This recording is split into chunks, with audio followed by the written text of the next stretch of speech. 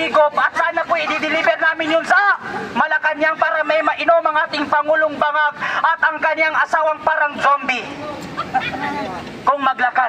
Upaan dyan ni Martin Romualdez na kurakot. Puro sila imbestiga kay BP Sara sa confidential funds ni BP Sara. Bakit hindi natin imbestigahan ang lahat ng politikong gumagamit ng confidential funds? Hindi lang si Sara Duterte, pati ang 500 billion na ninakaw ng ating Pangulo, imbestigahan din po natin yan. At yung mga congressman na putak ng putak at bira ng bira kay BP Sara, alam nyo, alam namin na kayo ay mga kurakot at kaya ayaw nyong mabalik sa pagkapangulo ang mga Duterte at ayaw din silang maupo dahil takot kayong makulong. At ipakita natin sa mga bangag at kurakot na mga politiko na yan na tayo ay nagkakaisa at hindi tayo matatakot sa kampo ng kadiliman na nakaupo ngayon sa Malacanang. Thank you. Ngayon po ay tayo ay nagtipon-tipon dito hindi lamang sa ating sarili o dahil sa kay Pangulong Duterte o nang dahil kay BP Sara, kung hindi dahil sa ating inang bayan na ating minamahal mga kababayan. Ayos! Sapagkat nakikita po natin ngayon sa ating sambayan ng Pilipinas na ang ating mga politiko ay parang mga isip bata na kung saan kahit ang PNP natin ay nagyayapan ng suntukan, siya na mismo ang nag-schedule kung kailan ang boxing. No? Ngunit walang sumipot na kalaban sapagkat nalaman po niya before pa siya nag-schedule ng boxing ay pupunta po sa Netherlands si Vice Mayor ng Davao City. Diba? Kaya nanalo po siya mag-isa. Hindi po gaya dating mga DDS na ang ating pinaglalaban ay hindi pang sarili lamang, kung hindi sa buong mamamayan at tao ng Pilipinas. Tignan niyo po mga nakaupo ngayon, puro Duterte, Duterte, Duterte. Ang topic nila, pati ang mga congressman na mga bobo, na mga bayaran ni Martin Romualdez, wala silang iniimbestigan na iba kung hindi Sara Duterte. Ngayon, lahat ng mga vlogger ng DDS at TikToker, pinatawag sa House of Representatives ng mga buhaya. Dahil tayo daw ay mga fake news. Ngunit nakakapagtaka na ang pinapatawag lamang po ay puro vlogger ng DDS at hindi pinapatawag ang mga vlogger na loyalist na mga bobo at sinungaling at fake news.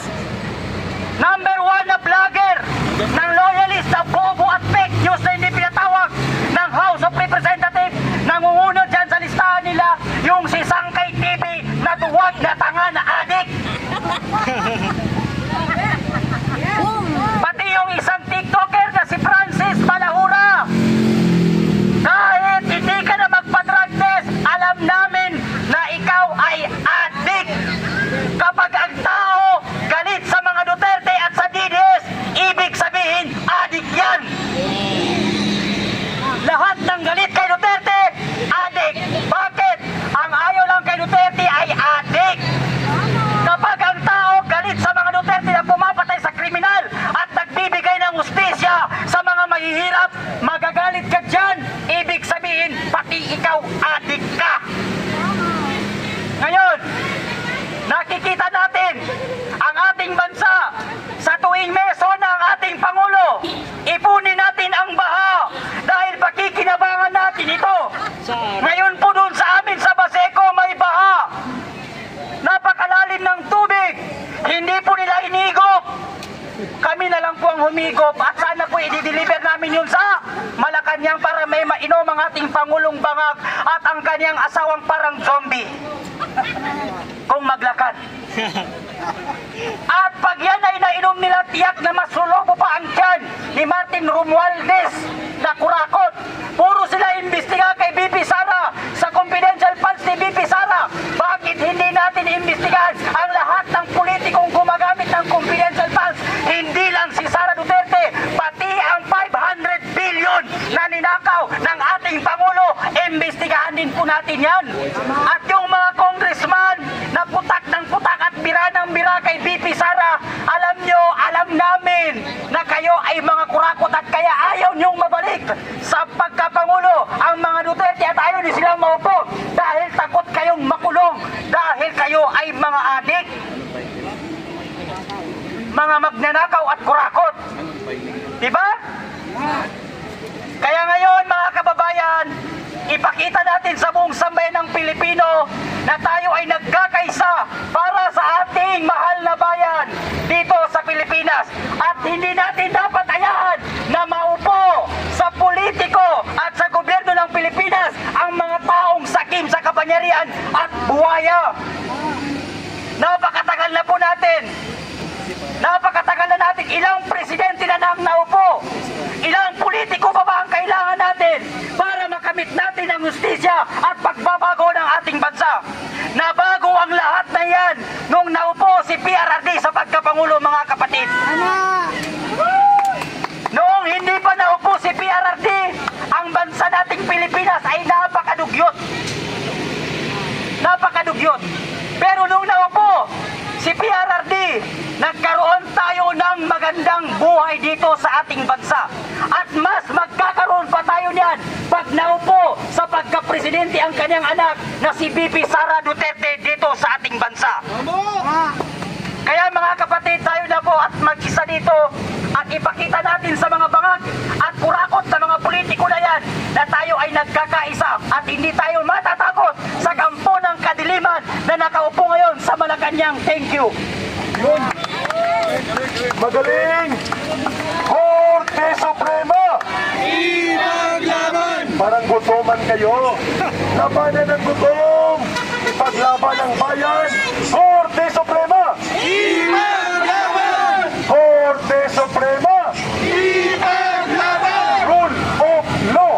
Ipaglaban! Rule of law! Ipaglaban!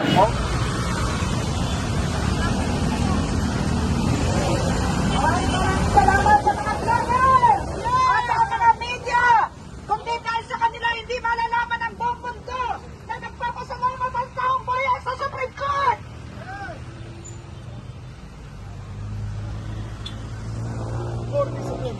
Korte Suprema! Ipaglaban! Korte Suprema! Ipaglaban!